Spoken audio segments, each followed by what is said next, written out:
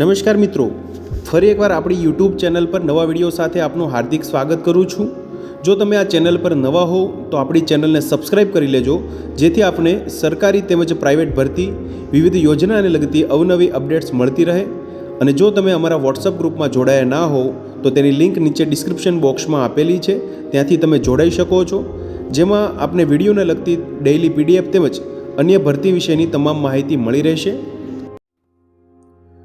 નમસ્કાર મિત્રો, તો વાત કરશું વિવિધ આશ્રમ શાળામાં આવેલી શિક્ષણ સહાયક માટેની ભરતી જાહેરાત વિશે। તમે જોઈ શકો છો મિત્રો, જે વિવિધ આશ્રમ શાળાઓ છે મિત્રો, જેમાં વિવિધ શિક્ષણ સહાયક માટેની અહીંયા ભરતી માટેની જાહેરાત છે મિત્રો। વિગતવાર જોશું શૈક્ષણિક લાયકાત, અરજી કરવા માટેની છેલ્લી તારીખ। તો તમે જોઈ શકો છો મિત્રો, જય જલારામ કેળવણી મંડળ સુખસર સંચાલિત શ્રી સાઈનાથ આશ્રમ શાળા ભોજેલા તાલુકો ફતેપુરા જિલ્લો દાહોદમાં ધોરણ 9 થી 10 માધ્યમિક વિભાગ માટે નીચે મુજબની લાયકાત ધરાવતા શિક્ષણ સહાયકની નિમણૂક કરવા માટે જે કમિશનર શ્રી આદિજાતિ વિકાસ વિભાગની કચેરી જિલ્લો દાહોદના જે પત્ર ક્રમાંક જે 174-176 નંબર જે NOC 21/1/2025 થી જે મળેલી છે, જેનો અન્વયે શિક્ષણ સહાયક માટેની અહીંયા જગ્યા આવેલી છે મિત્રો। ભરતી જાહેરાત તમે જોઈ શકો છો, જે સામાજિક અને શૈક્ષણિક પછાત વર્ગ માટે અંગ્રેજી વિષય માટે અહીંયા શિક્ષણ સહાયક માટેની એક જગ્યા છે।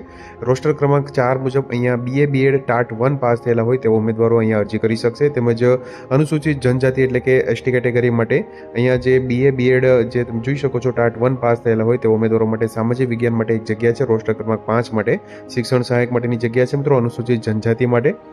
ઉપર મુજબની શૈક્ષણિક લાયકાત ધરાવતા ઉમેદવારોને પોતાના અસલ પ્રમાણપત્રોની પ્રમાણિત કરેલ નકલો સહિત અને અરજી ઉપર મોબાઈલ નંબર સાથે દિન 15માં મળી રહે તે મુજબ નીચેના સરનામે રજિસ્ટર પોસ્ટ એડીથી અરજી કરવાની રહેશે મિત્રો। લાયકાત ધરાવતા ઉમેદવારે આશ્રમ શાળાના વખતના નીતિ નિયમો તેમજ ઠરાવોની જોગવાઈ અનુસાર પગાર મળવાપાત્ર થશે। તમે જોઈ શકો છો, તારીખ 23 જાન્યુઆરી 2025ના રોજ વર્તમાનપત્રમાં ભરતી માટેની જાહેરાત આવેલી છે। વિશેષ નોંધ આપેલી છે, ઉમેદવારે BA BEd ટાટ 1 પાસ હોય તો જ અને જાતિ મુજબના ઉમેદવારે જ અરજી કરવાની રહેશે, અન્યથા અરજી છે તે રદબાતલ કરવામાં આવશે, જેની નોંધ લેવાની રહેશે। બીજું કે નિમણૂક પામેલ ઉમેદવારે આશ્રમ શાળામાં 24 કલાક હાજર રહી અને ફરજ બજાવવાની રહેશે અને જે તે વિષયની અરજી ઉપર વિષય ફરજિયાત લખવાનો રહેશે મિત્રો। અરજી મોકલવા માટેનું સરનામું તમે નોંધી લેશો મિત્રો। આચાર્ય શ્રી સાઈનાથ આશ્રમ શાળા ભોજેલા તાલુકો ફતેપુરા જિલ્લો દાહોદ ખાતે પિનકોડ 389190 પર અરજી મોકલવાની રહેશે મિત્રો। જાહેરાતના 15 દિવસની અંદર જે રજિસ્ટર પોસ્ટ એડીથી અહીંયા અરજી કરવાની રહેશે મિત્રો। 23 જાન્યુઆરી 2025ના રોજ વર્તમાનપત્રમાં ભરતી માટેની જાહેરાત આવેલી છે। આગળ વાત કરશું બીજી એક ભરતી જાહેરાત વિશે આશ્રમ શાળા અંતર્ગત।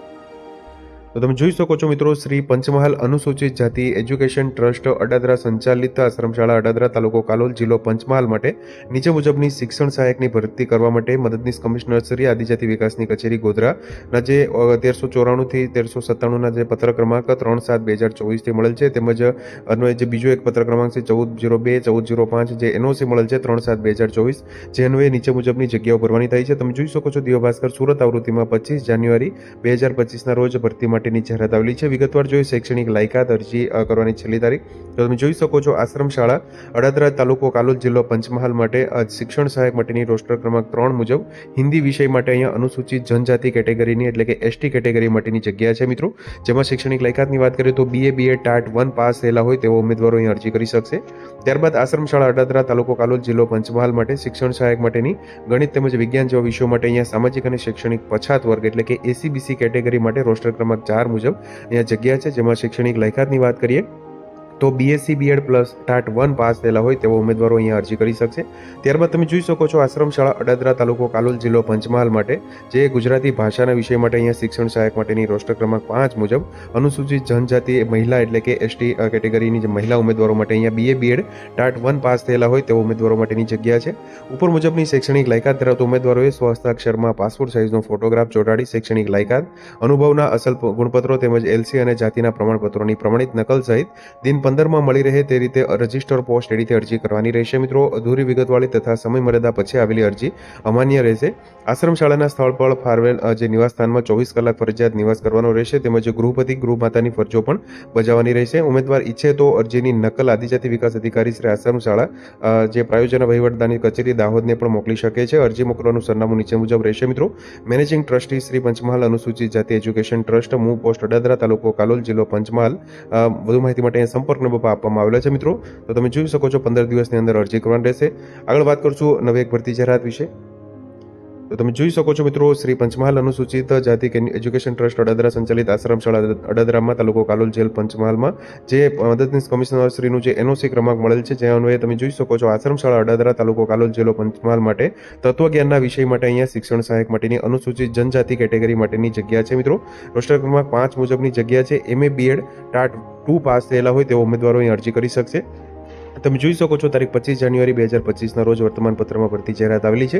ઉપર મુજબની શૈક્ષણિક લાયકાત ધરાવતા ઉમેદવારોએ સ્વહસ્તાક્ષરમાં પાસપોર્ટ સાઇઝનો ફોટોગ્રાફ ચોંટાડી શૈક્ષણિક લાયકાત, અનુભવના અસલ ગુણપત્રો તેમજ LC અને જાતિના પ્રમાણપત્રોની પ્રમાણિત નકલ સહિત દિન 15માં મળી રહે તે રીતે રજિસ્ટર પોસ્ટ એડીથી અરજી કરવાની રહેશે મિત્રો. અધૂરી વિગતવાળી તથા સમયમર્યાદા પછી આવેલી અરજી અમાન્ય રહેશે. આશ્રમ શાળાના સ્થળ પર ફાળવેલ નિવાસસ્થાનમાં 24 કલાક ફરજિયાત નિવાસ કરવાનો રહેશે તેમજ ગૃહપતિ અને ગૃહમાતાની ફરજો પણ બજાવવાની રહેશે.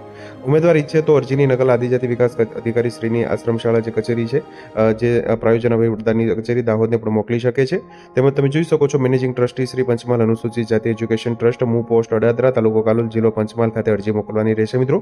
આગળ વાત કરશું નવી એક જાહેરાત વિશે.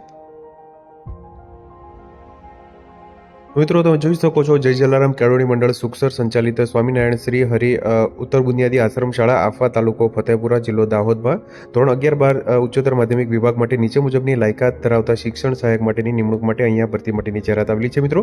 તમે જોઈ શકો છો મદદનીશ કમિશનર શ્રી આદિજાતિ વિકાસનું જે એનઓસી ક્રમાંક મળેલું છે મિત્રો, જે અન્વયે અલગ અલગ જે શિક્ષણ સહાયક માટેની ભરતી જાહેરાત આવેલી છે.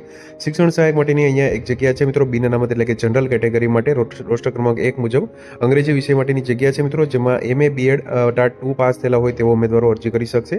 શિક્ષણ સહાયક માટેની જે અનુસૂચિત જનજાતિ કેટેગરી માટે ગુજરાતી ભાષાના વિષય માટે MA BEd ટાટ 2 પાસ થયેલા હોય તેવા ઉમેદવારો માટે રોસ્ટર ક્રમાંક 3 મુજબ એક જગ્યા છે. તેમજ સામાજિક અને શૈક્ષણિક રીતે પછાત વર્ગ એટલે કે SC/BC માટે મનોવિજ્ઞાન માટેની એક જગ્યા છે મિત્રો, રોસ્ટર ક્રમાંક 4 મુજબ MA BEd ટાટ 2 પાસ થયેલા ઉમેદવારો અહીં અરજી કરી શકશે. તમે જોઈ શકો છો દિવ્ય ભાસ્કર ગોધરા દાહોદ આવૃત્તિમાં 28 જાન્યુઆરી 2025ના રોજ ભરતી માટેની જાહેરાત આવેલી છે. ઉપર મુજબની શૈક્ષણિક લાયકાત ધરાવતા ઉમેદવારોએ પોતાના અસલ પ્રમાણપત્રોની પ્રમાણિત કરેલ નકલો સહિત અને અરજી પર મોબાઈલ નંબર સાથે દિન 15માં અરજી મળી રહે તે મુજબ નીચેના સરનામે રજિસ્ટર પોસ્ટ એડીથી અરજી કરવાની રહેશે. લાયકાત ધરાવતા ઉમેદવારે આશ્રમ શાળાના વખતના નીતિ નિયમો મુજબ તેમજ ઠરાવોની જોગવાઈ અનુસાર પગાર મળવાપાત્ર રહેશે. તેમજ ઉમેદવારે MA BEd ટાટ 2 પાસ હોય તો જ અને જાતિ મુજબના જે પ્રમાણપત્રો ધરાવતા હોય તો જ અહીં અરજી કરવાની રહેશે, અન્યથા અરજી રદબાતલ કરવામાં આવશે, જેની નોંધ લેવાની રહેશે. બીજું કે નિમણૂક પામેલ ઉમેદવારે આશ્રમ શાળામાં 24 કલાક હાજર રહીને ફરજ બજાવવાની રહેશે અને જે તે વિષયની અરજી ઉપર વિષય ફરજિયાત લખવાનો રહેશે મિત્રો. અરજી મોકલવા માટેનું સરનામું નોંધી લેશો. સ્વામી નારાયણ શ્રી હરિ ઉત્તર બુનિયાદી આશ્રમ શાળા આફવા, તાલુકો ફતેપુરા, જિલ્લો દાહોદ, પિનકોડ 389190 પર અરજી કરવાની રહેશે મિત્રો. તો મિત્રો, જો વિડીયો પસંદ આવ્યો હોય તો લાઇક કરજો તેમજ તમારા મિત્રો સુધી શેર કરજો. વધુમાં ચેનલને સબસ્ક્રાઈબ કરી લેજો જેથી આપને આવી વિવિધ માહિતી મળતી રહે. મિત્રો, વિડીયો જોવા બદલ આપનો ખૂબ ખૂબ આભાર. મળીએ એક નવા વિડીયો સાથે. ત્યાં સુધી જય હિન્દ, ભારત માતા કી જય.